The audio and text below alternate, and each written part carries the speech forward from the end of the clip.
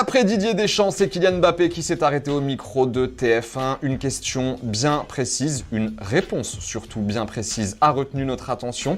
On lui a demandé s'il pensait mériter le Ballon d'Or cette saison, lui qui est devenu hier avec 54 buts, le meilleur buteur français de l'histoire sur une saison.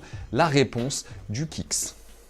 C'est toujours difficile de parler d'un trophée individuel parce qu'il faut se mettre en avant tout seul et c'est quelque chose qui passe pas forcément aux yeux du grand public, mais c'est un trophée individuel qui dit année individuelle. Je pense que avec les nouveaux critères, c'est quoi? C'est marqué brûler la rétine, c'est quelqu'un qui a été impactant. Je pense que je corresponds à ces critères, donc je dirais oui, mais on verra, c'est les gens qui votent, mais je suis toujours optimiste. Question du jour. Vous la voyez venir à ton avis? Qu'est-ce que c'est, Hugo, la question du jour? Non, pas toi, Flo. La question du jour, c'est quoi à ton avis aujourd'hui? Quel joueur mériterait d'aller Pas du tout. Question du jour. Mbappé mérite-t-il... T'as dit quoi? Les nulos. Kylian Mbappé mérite-t-il de décrocher le Ballon d'Or cette saison? On attend vos réponses. On sélectionnera 2 commentaires demain. Le Ballon d'Or qui sera remis en octobre. On le rappelle. Et tenez, on est revenu avec Mbappé aussi sur la finale de la Coupe du Monde. Son triplé, la défaite, analyse lucide du capitaine de l'équipe de France.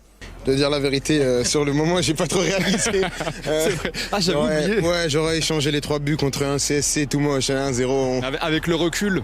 Mais avec le recul, bien sûr, on sait que ce match, il fera partie de l'histoire, mais ça reste toujours difficile de se dire qu'on a participé à l'histoire sans repartir avec la coupe. Nous, on est des compétiteurs. L'histoire, c'est pour les gens qui la racontent. Nous ce qu'on veut, c'est l'écrire. Donc voilà, on a écrit une partie. Bien sûr qu'on a fait un match d'anthologie, on a donné du plaisir à tout le monde, mais c'était difficile de passer à côté.